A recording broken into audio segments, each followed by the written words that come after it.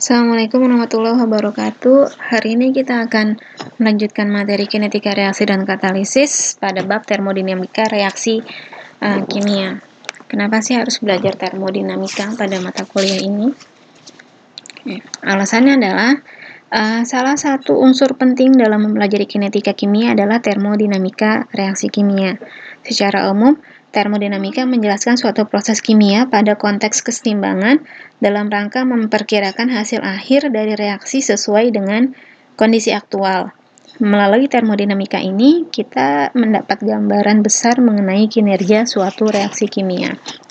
Jadi termodinamika ini nanti based on perhitungan yang datanya bisa kita dapat dari literatur, kemudian nanti hasilnya akan kita bandingkan dengan pendekatan kinetika yang datanya diambil dari kondisi aktual atau hasil uji atau hasil eksperimental gitu. Nah, data termodinamika ini nanti sebagai rujukan apakah bisa dilakukan rekayasa reaksi kimia. Jadi misalnya seperti ini. Jika ternyata hasil konversi di lapangan itu jauh lebih kecil daripada hasil perhitungan termodinamika, maka bisa dilakukan rekayasa reaksi kimia, misalnya dengan peningkatan suhu, penambahan katalis, dan sebagainya. Nah, nanti kita juga akan belajar faktor-faktor apa saja yang bisa mempengaruhi laju reaksi dan bisa dijadikan rujukan untuk melakukan rekayasa kimia. Nah, komponen reaksi kimia yang harus kita pelajari adalah mol dan koefisien reaksi. Nah, mol dan koefisien reaksi sebenarnya sudah pernah kalian dapat di mata kuliah kimia dasar. Jadi sini saya bahas sepintas saja. Ini reaksi kimia pada umum. A1, A2 merupakan reaktan, A3 dan A4 merupakan produk. V1, V2, V3 dan V4 adalah koefisien reaksi yang harus kalian setarakan sebelum menggunakan persamaan tersebut sebagai basis perhitungan. Kemudian ada fraksi mol dan derajat keberlangsungan reaksi. Derajat keberlangsungan reaksi ini juga disebut derajat konversi atau konversi. Nah, derajat keberlangsungan reaksi ini bahasa termodinamika. Oke. Kemudian fraksi mol. Fraksi mol adalah mol pada komponen tertentu dibagi dengan mol total. Nah, itu disebut fraksi. Simbolnya adalah Y. Nah, kemudian energi dalam yang akan kita pakai untuk menghitung kesetimbangan. Nah, ini biasa kita menggunakan delta H. Nah, persamaan ini juga bisa kalian lihat lagi di buku-buku termo untuk menghitung delta H. Nah, kemudian, ini untuk menghitung delta H keseluruhan. Ya.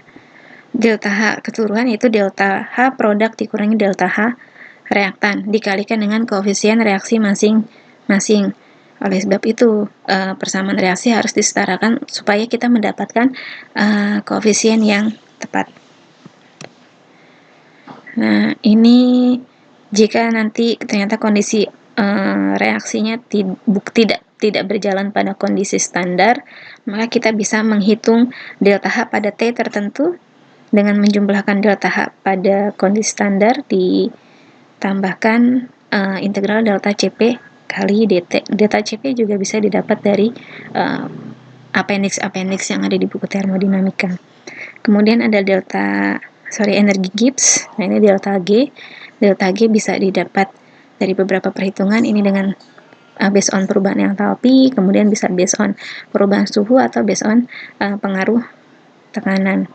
Delta G juga bisa didapat dari buku-buku yang ada di termodinamika. Oke, ini yang dimaksud dengan kesetimbangan reaksi adalah ketika reaksi tersebut sudah berhenti atau sudah tidak berjalan lagi, atau jika kita tinjau dari sisi reaktan adalah tidak lagi terjadi perubahan reaktan menjadi produk. Nah, di profilnya bisa kita lihat ini koordinat Y adalah konsentrasi dan X-nya adalah waktu. Semakin lama waktu reaksi, maka konsentrasi reaktan menurun dan akan landai ketika sudah mencapai titik kesetimbangan, jadi tidak lagi terjadi reaksi. dan pada produk semakin konsentrasinya semakin tinggi dan akan menjadi landai ketika sudah mencapai titik kesetimbangan. Ini konstanta kesetimbangan reaksi yang nanti kita hitung berdasarkan delta G. Delta G jika kita menghitungnya pada kondisi standar.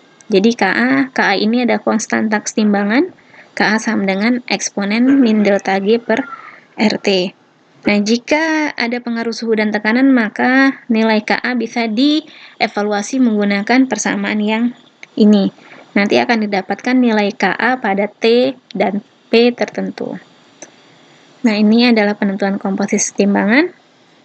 Jadi, nilai K yang didapat dari perhitungan delta G dan delta H tadi, itu kita buat persamaan yang baru berdasarkan komposisi reaksinya. Jadi, komposisi K sama dengan komposisi produk C dan D dikalikan, kemudian dibagi dengan komposisi reaktan, dipangkatkan dengan koefisien reaksi masing-masing. Oleh karena itu, saya ulangi lagi, kalian harus menyetarakan reaksi sebelum menggunakannya untuk perhitungan. Nah, nilai A ini adalah derajat aktivasi. Biasa kita gunakan kalau kita ketemu sama reaksi-reaksi dalam fasa gas. Jika reaksi berjalan pada fasa solid maupun liquid, tidak perlu nilai alfa. Sorry, ini namanya alfa ya. Oke, nah ini pada keadaan standar. Nah, jika pada P dan T tertentu, bisa menggunakan persamaan ini dikalikan dengan fugasitas masing-masing. Ya. Jika kondisinya pada fasa solid dan liquid, cukup persamaan ini saja. Y ini adalah fraksi mol masing-masing komponen. Jadi masih sama ya, fraksi mol produk dibagi fraksi mol reaktan. Ini dikalikan dengan fugasitas jika fasanya gas. Jika fasanya bukan gas, cukup dikalikan 1. Ini kita anggap 1. Oke.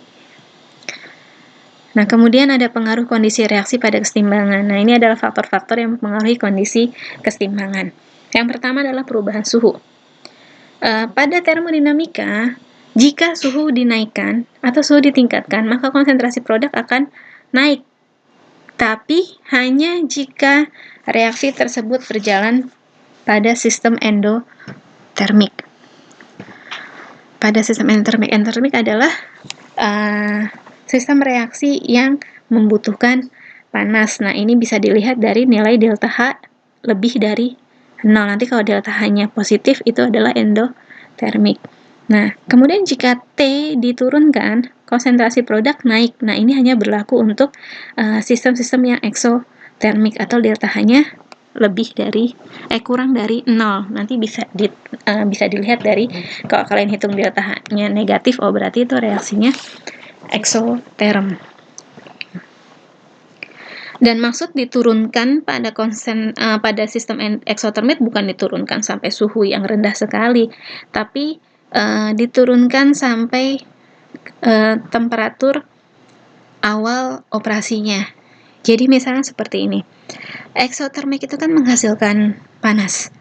Nah, selama reaksi, ketika dia menghasilkan panas, maka temperaturnya akan terus naik.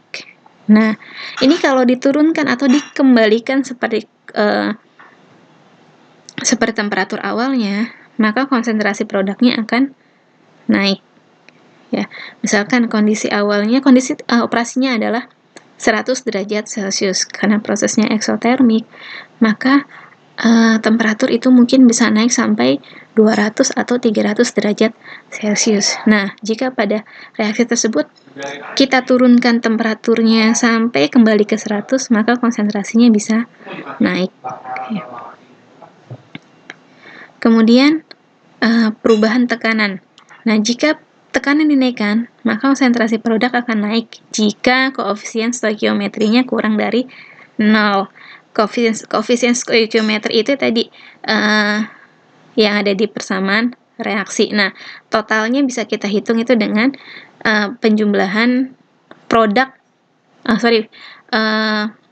akumulasinya bisa dihitung dengan koefisien stoikiometri produk dikurangi koefisien stoikiometri reaktan. Nah, kalau hasilnya kurang dari 0, maka jika tekanan dinaikkan, otomatis konsentrasi produk bisa naik.